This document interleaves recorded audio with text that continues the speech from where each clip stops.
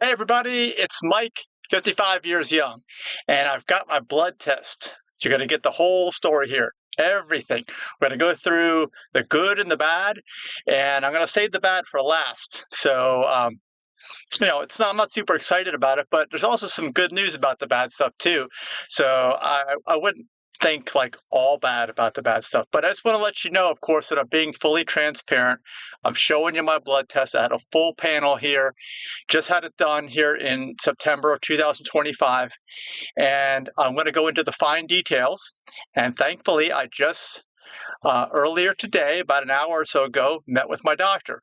And I highly recommend that you get medical advice. We don't give medical advice here at aPlantBasedDiet.org. We highly recommend that you see a licensed medical doctor, preferably one that's board certified in lifestyle medicine. And I'll give a shout out to my doctor, Dr. Scott Harrington of Vegan Primary Care. So he's awesome. There's plenty of other folks too that are board certified in lifestyle medicine that you can see and that will encourage you on your journey. And so let's get right into it. Let me switch my screen over so I can see better the numbers. You should be able to see these. All right, first of all, you see there's all green. So we're going to go through all the good stuff and I'll even make out some points here that, could be of concern or something you should watch. All right, we're not going to go through every little detail because some of the stuff I truly don't even know about. I'm not even familiar with some of this stuff. But, and actually one of them is a mystery too. I'm going to point that out too. All right, DPA within range, 0.8 to 1.8 is the range. I'm 1.3. DHA, 1.9. Reference range is 1.4 to 5.1. And the omega-6 total, 35.6% by weight. So all that's looking good. Now, arachidonic acid, 11.2, from a range that they say right now of it's acceptable of 8.6 to 15.6% by weight. Linoleic acid, 20.9. The reference range for that is 18.6 to 29.5% by weight. Now, the comprehensive metabolic panel. Analyte and the value. The glucose. This is what people have been asking me about. They're like, hey, Mike, you eat so much fruit. You're constantly, if you know about Denise and I, we eat 3 to 4 whole, ripe, fully yellow pineapples, freshly cut every single day. I have a whole inventory right now of what we eat from, and I'm constantly finding new ones. They're like, oh, that's so much sugar. What's your glucose level? So what is the glucose level? 82. And the range is 65 to 99. So I'm like, I'm in the good spot right there. Fruit does not affect your fasting glucose level, as you can see. And, it's truly fat. It's eating too high of a percentage of calories from fat in your diet. And, we advocate about 10% calories from fat. And, of course, no oils. Oils are 100% calories from fat, stuff like that. Now, the urea nitrogen, we got 8, and the range for that is 7 to 25. Creatinine, however you pronounce that, let me know in the comments, 0.96, and the range is 0.7 to 1.3 milligrams per deciliter. And then EGFR is 93, and the range for that is greater than or equal to 60 ml-min divided by 1.3 M2 or 0.73 M2. I don't know what that is. All right, now the bun creatine ratio. It says C note not reported. This is what I'm saying. The creatine, whatever it is reported above 0.96, but this bun, what is bun? And why did they not report it? Why is it a secret from me? Why do I have to be kept in the dark? I don't know. It says reference range is 6 to 22, but they just say C note and not reported. But they're within reference range. All right, sodium 143. I'm not sure if these always remain, I think these numbers below here remain stable unless you're in like a state of dire emergency because your body always regulates these, but I don't know, could be wrong. Potassium 4.4. All right, sodium 143, the range is 135 to 146. Potassium 4.4, the range is 3.5 to 5.3. Chloride 105, reference range is 98 to 110. Carbon dioxide, 32. The reference range is 20 to 32. Calcium, 9.7. Reference range is 8.6 to 10.3. Protein total, 6.6. Reference range is 6.1 to 8.1. Albumin, 4.4. Reference range is 3.6 to 5.1. Globulin, 2.2. Reference range 1.9 to 3.7.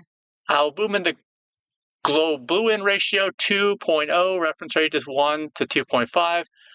Bilirubin total 0.7, and the reference is 0.2 to 1.2. And I know that if that's out of whack, you could have jaundice. I remember my daughter had that as she was born.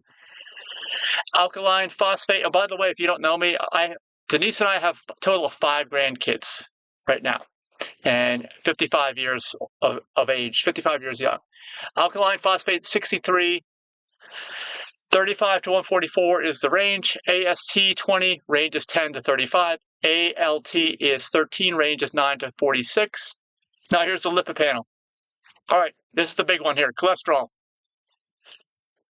Cholesterol, this is higher than I have been tested at in the past. My most recent test was 116, and I shared those on social media a few years ago. It's been a few years since I've had a blood test, at least a few years, maybe like 5, 6, 7 years. And it's a little higher than I would like because Dr. Caldwell-Esselstyn says that your number should be below 150 if you want to be heart attack and stroke proof. And if you want to learn more about Dr. Esselstyn, why he says you should not eat oils and eat a low-fat diet, go to healthyveganfood.info. That's our nutritional standard. So anyway, I have got 154 as that top number. And I will tell you, I was affected, okay, by a really bad cheat meal. Now, I had this blood test, I think it was like a Monday or Tuesday earlier this month. And on Friday, we decided to check out an all-vegan bakery. And I've had problems with cheat meals in the past. Like if I go back like a month, I had a cheat meal at an all-vegan restaurant in Ohio. And my lips were dry for 5 days. They were chapped dry, okay, because of the added sodium. It was super bad.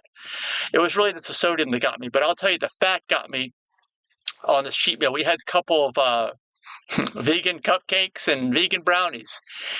They were delicious, but I paid for it right away. I was in so much pain, agony, like I was dying. That same day on Friday night, we went to a concert Friday night. We went to see 9 Inch Nails, and go to our other channel, digitalnomad.net, and you can find the 9 Inch Nails video there if you're into them. But I recovered in time for the concert, mostly. But I know that was super high fat, and I'm sure, just one high fat meal will jack up your cholesterol level in your blood cholesterol level. I'm not talking about cholesterol you consume. Don't confuse those, because there's a lot of controversy over whether you consuming cholesterol even raises your blood cholesterol level, because there is cholesterol in animal products. There's no cholesterol in plant-based foods that you eat, the food that you eat. But your body makes cholesterol, and you have more in your bloodstream if you have a higher fat content, a higher percentage of calories from fat. And that's why we say keep it at 10%. Don't really go over that. And I went way over that a couple days before my blood test. So I would love to see a retest where I'm not under the influence of that. And I could have postponed this test, but I didn't want to postpone it. I already postponed this test since November when I first got the orders, as I don't like to get my blood drawn at all. I don't like to do that. So I went for it. I went ahead and did the test, but in the future, I won't do that. But this is the highest it's ever going to be. I'm pretty sure I'm below 150, and that's where I wish everyone could be. Now, the other numbers there, the HDL is 51. Oh, by the way, total cholesterol, they say less than 200 milligrams per deciliter. So I'm 154. I'm well within good, but I want to be heart attack and stroke proof. And I don't even know if I'll be able to do cheat meals anymore. Denise knows this too. She's seen me react. When I say cheat meals, I mean anything that doesn't meet the 6 pillars of life of course, follow the 6 pillars of lifestyle medicine, but anything that doesn't meet the 6 pillars of healthy vegan food, learn more about those at healthyveganfood.info. All right, HDL cholesterol is 51. The range is greater than 40. And triglycerides are 133, and it should be less than 150. All right, so let's keep going down. Now, the LDL cholesterol is 80. And maybe I could get that one down too. It should be less than 100. It says here, desirable range, primary prevention. Okay. And then now the CHOL slash HDLC ratio is 3.0, and the range is less than 5. And non-HDL cholesterol, 103. And the range for that is less than 130 milligrams per deciliter. All right, lipoprotein. Lipoprotein value is 24, and they're saying optimal is less than 75. I believe Dr. Harrington said that this is a marker of an inflammation. So you can see if I'm supposed to be less than 75, or just general, cardiovascular event risk category. If I'm less than 75 and I'm 24, I don't have anything to worry about, which is awesome. I'm glad to hear that, because moderate is 75 to 125, and then high is greater than 125. I'm 24. All right, glucose 6 phosphate dehydrogenase. The value is 14.8, and the range there is 7.0 to 20.5.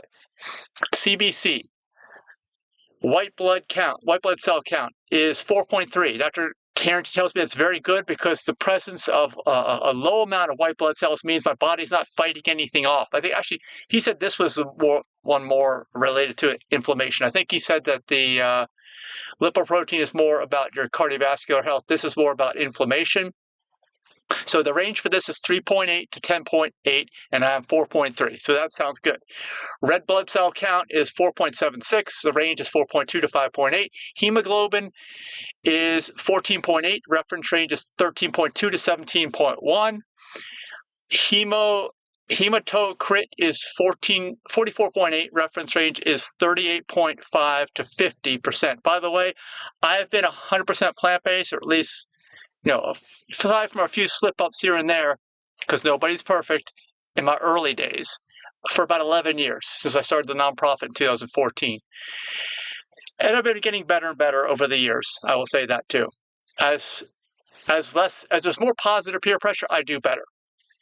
That's why we have our health optimization travel events, by the way. Go to healthoptimizationtravel.org, our cruise and our safari. MCV 94.1, the reference range is 80 to 100. MCH is 31.1, and the reference range is 27 to 33. MCHC is 33.0, and the reference range is 32 to 36. All right, and RDW is 12.5, reference range is 11.0 to 15. Platelet count 192, reference range 140 to 400,000/IL. MPV, I don't know what that is. If you know, let me know. 10.5, reference range is 7.5 to 12.5. Absolute neutrophils 1,909, and the range is 1,500 to 7,800. Absolute lymphocytes 1,914. The reference range is 850 to 3,900.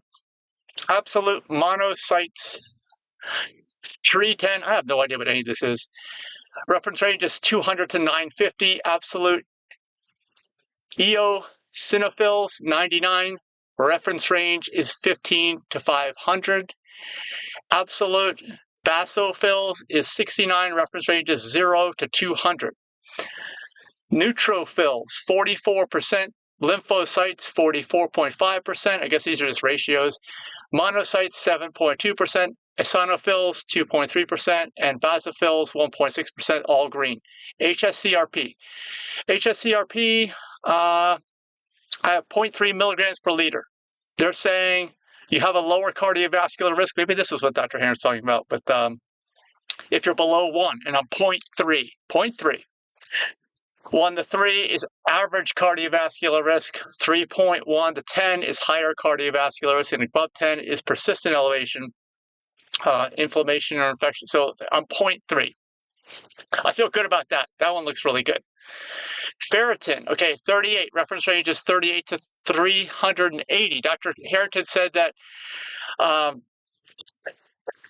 better number, as long as it's in the good range, is better here because apparently eating animal products makes you have too much iron in your blood, although you don't want too little either.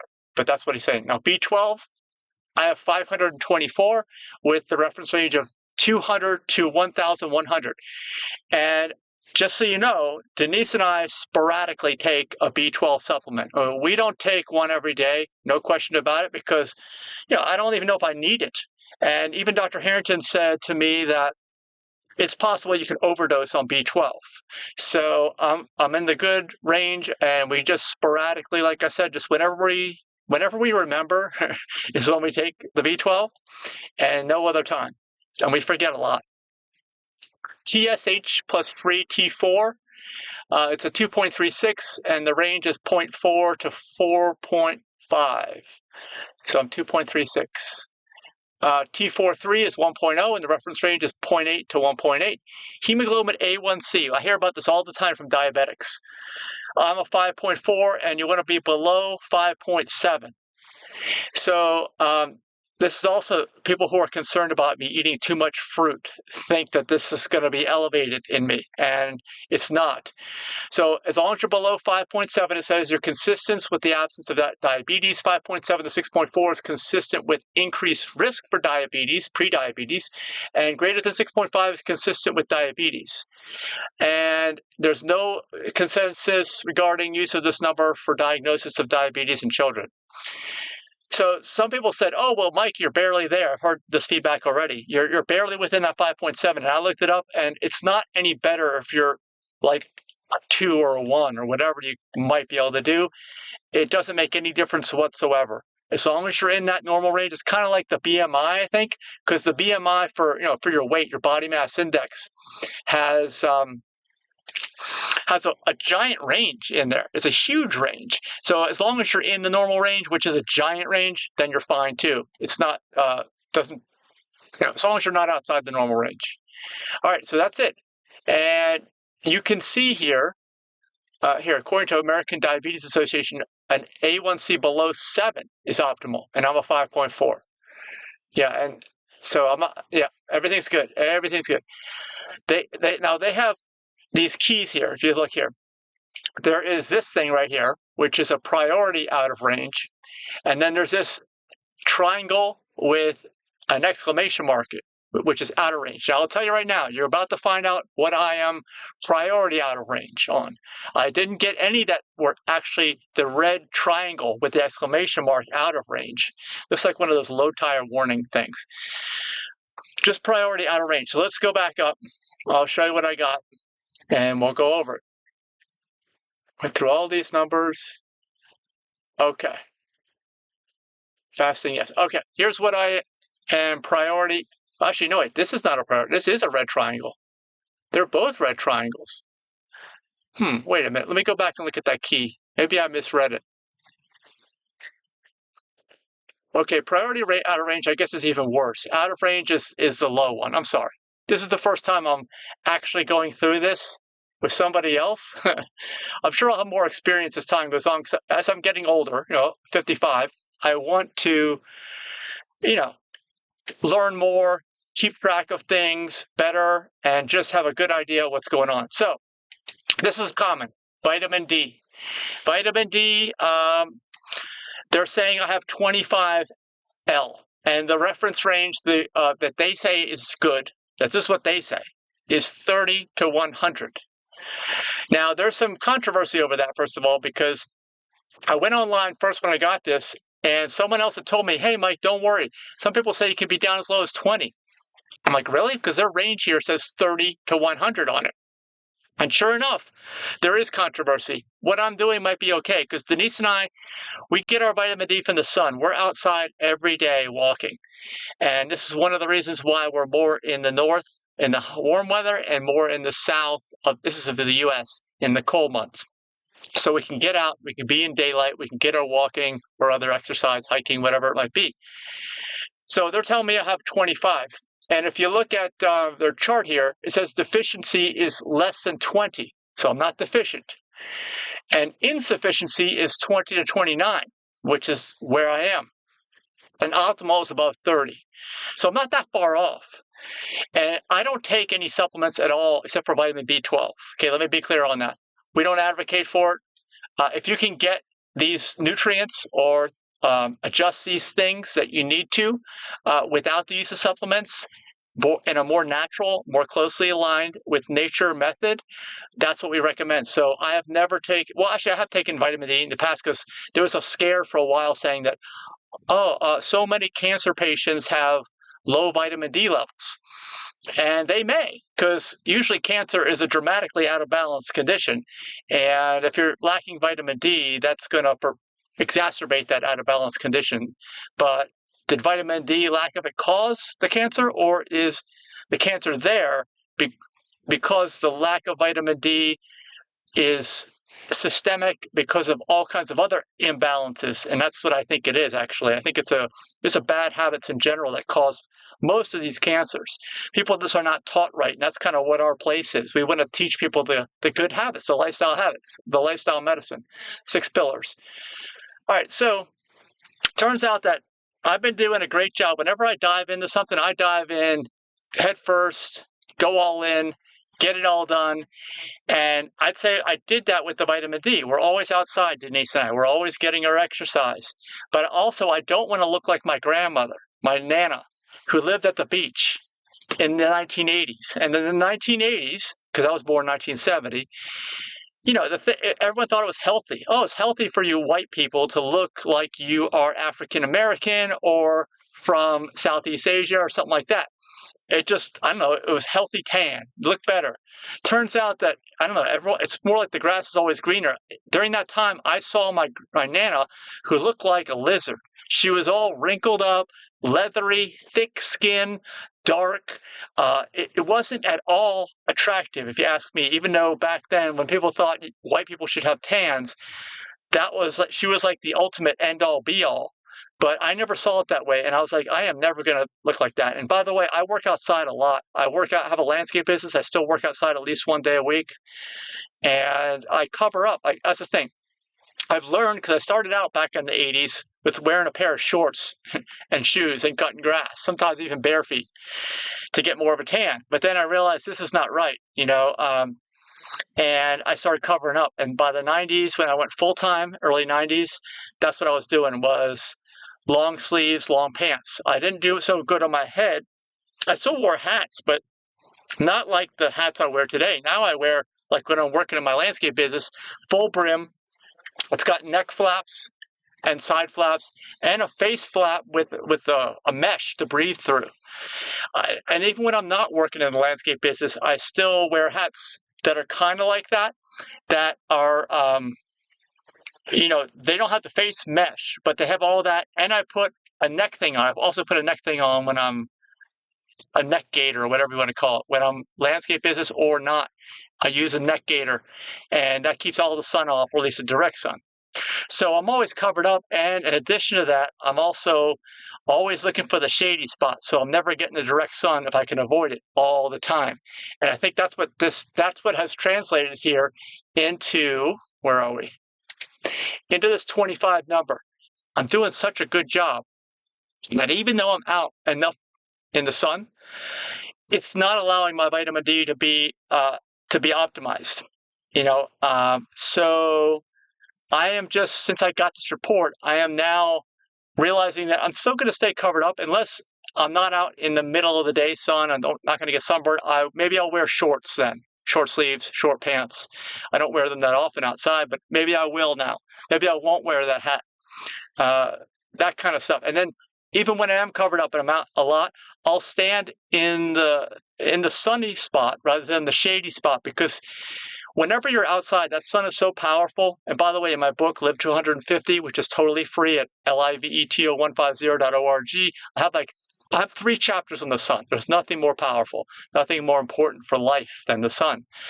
So I will, I'll stand out there in the sun, because as I found out from research I've done since I got my numbers, it turns out that ultraviolet radiation, which is from the sun is full spectrum light. Okay, that's the thing. Whenever you're getting light from other sources, it's not full spectrum. There's no way they can make it like that. It's only a narrow band of what you need. So it turns out that you can be outside in the sun, and you can have clothes on, you can have a hat, you can have a neck gaiter, everything. And as long as that direct sun is still getting you on your clothes, that ultraviolet radiation is going through, and it is penetrating, and it's creating that vitamin D. It's giving you what you need for life.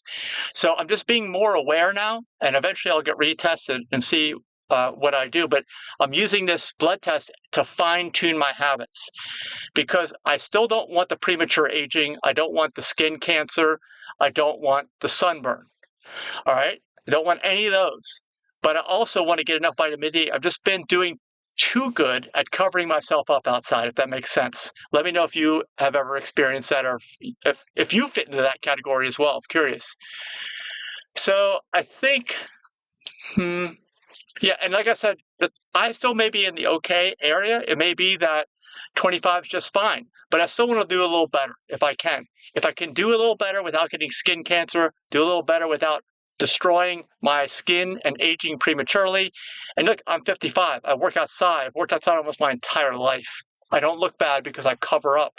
That's the thing. It's just that you can do anything wrong. You can do anything too well. When it's a balance issue like life is, you can do something too well. All right. So I think that's it. Let me know if you have any more input in the comments there, and I'll respond to it.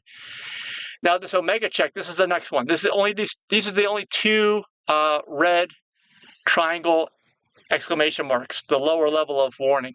It's the Omega check. It's the EPA, DHA, EPA, DPA, DHA. All right, you can see. I got a 3.7, and the reference range is greater than 5.4. Now, I'll tell you right away, I have made some modifications since I got this result. And I'll also tell you that my doctor, Dr. Harrington, says that it's not clear. The evidence here is not clear on what to do. A lot of people have flip-flopped back and forth and said this number is very important. Others have said it only correlates with, it may not directly affect your health. It may just be a marker that tends to correlate with other things going wrong. So it's not entirely clear. It's not entirely clear whether it's even something to be concerned about. But I know that I've done some things over the last year and a half that have probably changed the result here. And let me tell you what those are, what they were. Well, basically, if you don't understand, first of all, some basic idea here about EPA, DPA, and DHA. You need to understand that these things are readily available in animal products. It's omega-3 fatty acids. They are required for life. You have to have enough of them, as far as we know with the evidence that we have right now, for your human body to function correctly. So if you don't have enough, it could be a problem. So this is one of the things. I know people have always said protein, but that's a myth, okay? No vegans have problems with protein. People have said vitamin B12, that's a maybe. Like I said, you heard me earlier. We sporadically take B12 supplements, although I'm not sure if it's required.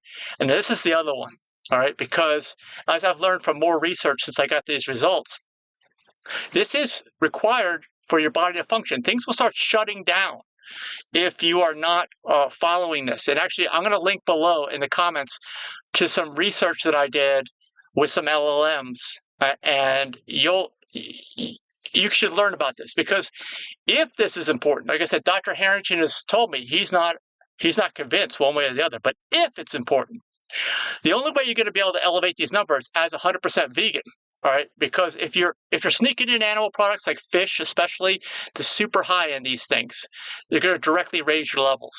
That's one of the reasons why people have called fish, at least in the 90s, like a health food. It's not anymore. It's full of garbage. They're swimming in totally toxic and poison waters, and full of microplastics too. Don't eat it. No reason to eat that. Here's why. even though no plants directly contain EPA, DPA, and DHA, but some plants are very high in ALA, and your body at a low rate will convert ALA to these three things: EPA, DPA, and DHA. So what you need to do is concentrate on not taking a supplement. Don't recommend a supplement. Just finding those whole plant foods that are high in ALA and eat a measured amount of them so that you know you're getting the minimum amount to convert to the right amount of EPA, DPA, and DHA. Does that make sense? Let me know in the comments. Hopefully it does. Maybe replay this if it didn't make sense. But it's pretty straightforward like that. So turns out that chia seeds and ground flax seeds are two of the highest loaded things with EPA and DHA. And now the research I put down below is going to ask about if someone's fully fruitarian, because they can't. If someone's fully fruitarian and only eating fleshy fruits, they would not be able to eat seeds according to their ethics. They'd have to only eat from other sources, and the only other source that's even close to as high as chia seeds and ground flax seeds is avocado. Problem is, the same reason why I stopped eating chia seeds and flax seeds, but now reintroduced it, is the fat level. Because you want your total calories from fat to not exceed 10%, or be right around 10%. And that's hard to do if you're eating a lot of ALA-containing foods, which are high in fat. And this is one of the reasons why animal products are bad. They do have a lot of the end products, EPA, DHA, all that stuff, okay? But they're also super high in fat, low fiber, contaminated, all this other stuff. So the thing is, you'd have to eat like 150 grams, I think, you have to eat enough avocados a day that equal 150 grams of fat in order to get enough ALA every day from avocados. It's that much lower than these chia and flax seeds. Chia and flax seeds, I've found, you just need to eat about, about a half a tablespoon each, half a tablespoon. That's it. And do a metered amount. Now, what happened with me a year and a half ago with Denise and I is that we were sprinkling ground flax seeds, organic, and ground chia and regular chia seeds, organic, on our salads. We would eat salads every day in the wintertime anyway. We had a really good source of produce, which unfortunately is gone now. It was called The Village Is Grown, and they're gone. But that's a whole other story. Got to find good sources of produce. So what I found, though, is that we weren't metering them. We didn't even think to meter them. I didn't know what my levels were. So I just said, look, this is too much fat. I know that Denise, her taste buds are much more sensitive than mine. She's constantly leaning towards more and more of the stuff on our salads. And it's just raising the fat level higher and higher. Not good. So I just said, let's just stop them. Because even I knew the science wasn't clear. The evidence wasn't clear. I didn't know if we need to eat it or not. Now I get my blood test back like a year and a half later, and I'm low. So I'm like, okay, why don't I do something in the middle? Life is all about balance. Let me just take measured amounts. So that's what I'm doing. I'm trying to every day, or almost every day, get a half tablespoon of organic chia seeds and a half tablespoon of ground flax seeds, and add it to either a salad or something else, like put it in the sauce, because I got to make my own sauces anyway, and mix it up in there. And it adds a little fattier taste, a little bit better mouthfeel, like Denise likes that. So it's kind of like more of a cheat meal, I guess. And that just means that we can't have as many cheat meals as we've had in the past, because we're kind of, incorporating it into our regular stuff that we're doing every day, if that makes sense. It just means I can't cheat as much. And there's nothing wrong with having a cheat meal. Just make sure it's not a habit. It's actually maybe once a week at most. But if it's once every couple of days, that's a habit. You don't want to do that, okay? So get back to this. Let me go back to what it says about it. So I would say don't take a supplement. There's no reason to take a supplement. With the supplements, you never know what you're getting. You have no idea to know what's actually in that pill. And of course, I know from Dr. Rogers interviewing him, he talks about how that stuff is all glued together too, and you're eating that. So there's just a whole bunch of garbage in there that you don't want to have to take. And like I said, for B12, we're only sporadically taking it. I don't even know if I need to take that. But for now, what I'm going to do is I'm also going to make a habit of having metered amounts almost every day of the ground flaxseed, half a tablespoon, and the whole chia seeds, both organic, half a tablespoon every day. And I just have to try to, make sure that I don't get any extra cheat meals here and there, so my fat level doesn't get higher. I don't think it should get any higher. But if it gets a little higher, I'm okay. I'm fine. I'm in the middle of the BMI range, and all my other numbers look good, so I should be fine. The only thing I'm thinking about with this is that just have to be more careful with a lot of the staples that I eat. And I know I've mentioned this in the past about, let's say, rice. All right. First of all, rice, try to soak it, try to wash it, get any arsenic that may be on there off. But the other thing is, go for the white rice rather than the brown or black. The brown or black have considerably higher fat, like 4 times as much. Even though it's not that much, when you're adding extra fats in, which are high quality fats, I'd say these chia seed fats and the flaxseed, the ground flaxseed fats, has to be ground, are high quality because you're getting a lot of benefits that are probably extra good for you. And avocados are okay, but people have a tendency to way overdo them. Don't even bother with avocados still, especially if you're going to be supplementing with, because like I said, you'll never eat enough avocado. And if you do, you're going to eat like 150 grams of fat to get all those omega-3s, to get all the ALA. And you don't want to go down that rabbit hole. Unless you are, the only exception to that, in my opinion, is if you are 100% fleshy fruit only fruitarian, you're going to have to eat these avocados. But nobody else should be doing that, I think. I think it's just going to be too high of a percentage of calories and fat overall, and you're going to destroy your health in other areas. So I think that's about it. I think we've covered just about everything. And so like Dr. Harrington said, this EPA plus DPA plus DHA is highly controversial.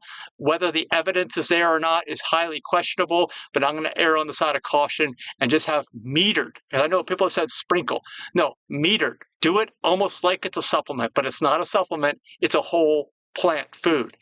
And actually, if you're really into your taste buds and the mouthfeel, when you mix it into sauces and stuff, the dressings, or even ice cream, I'll put it into my banana and ice cream, it'll have a creamier, more desirable feel in the mouth.